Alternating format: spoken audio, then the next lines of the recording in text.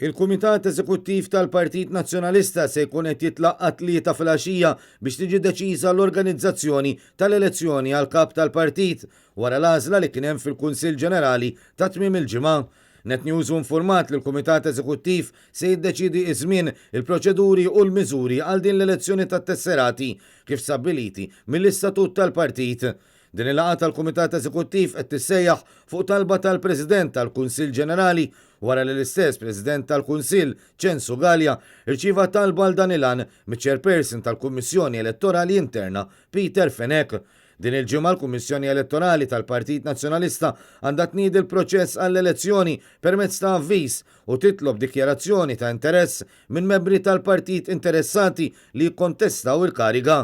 Din id-dikjarazzjoni għandha tasal għand iċ-Chairperson tal-Kummissjoni fi żmien 7 ijiem mid-data tal-avviż imsemmi.